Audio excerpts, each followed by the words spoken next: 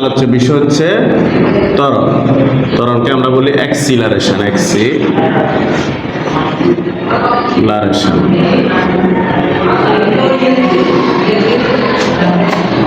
কোন বস্তুর বেগের পরিবর্তনের হারকে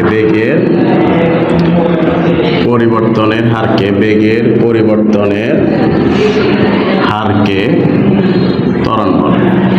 কোন বস্তুর বেগের পরিবর্তনের হারকে ত্বরণ বলে। অর্থাৎ আমরা যদি মনে করি আমরা বাইক চালাইতেছি, মোটরসাইকেল চালাইতেছি, ঠিক আছে। শুরুতে আমাদের মোটরসাইকেলের গতি ছিল 10 কিলোমিটার/আওয়ার, ঘন্টায় 10 কিলোমিটার। এরপর আমাদের গতিবেগ হলো 30 কিলোমিটার/আওয়ার, ঘন্টায় 30 কিলোমিটার। এই যে এখানে বেগ বেড়ে গেছে না, এই যে বেগটা বাড়ছে ওইটা হচ্ছে ত্বরণ। কতটুকু বাড়ছে, আমরা যে কয় কিলোমিটার বেগ বাড়ছে ওইটা হবে ত্বরণ। ত্বরণের সূত্রটা হচ্ছে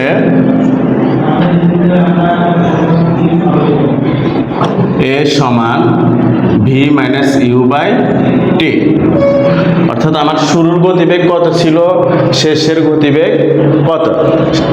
শেষের গতিবেগ থেকে যদি আমরা শুরুর গতিবেগটা বাদ দিই এবং কয় সেকেন্ডে সময়, অর্থাৎ কত সেকেন্ড আমরা গতিবেগ বাড়ালাম, ওই সময় দিয়ে ভাগ করলে আমাদের ত্বরণটা বের হবে।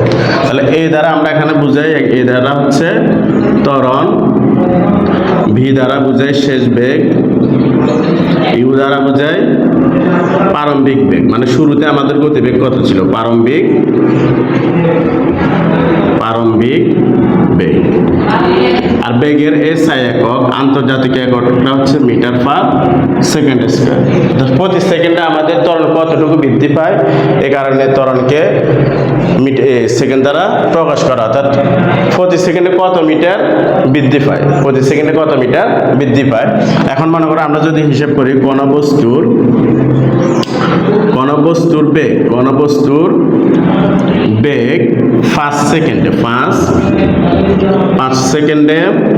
10 মিটার/সেকেন্ড² থেকে 10 মিটার/সেকেন্ড²।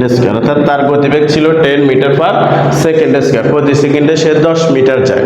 এখন 5 সেকেন্ড পরে এই গতিবেগটা বেড়ে 10 মিটার/সেকেন্ড² থেকে বেড়ে 20 মিটার/সেকেন্ড² হয়, 20 মিটার/সেকেন্ড² হয়।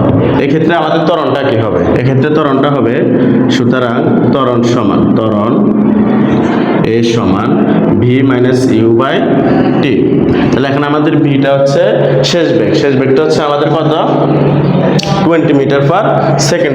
তাহলে আমরা শেষ বেগটা লিখলাম 20 বিয়োগ প্রারম্ভিক বেগ, শুরুর বেগটা ছিল 10, আর আমাদের সময়টা হচ্ছে কত, 5 সেকেন্ড। তাহলে উপরে আর বিয়োগ করলে থাকে 10, নিচে থাকে 5, ভাগ করলে থাকে 2। সুতরাং ত্বরণ সমান 2 মিটার/সেকেন্ড²।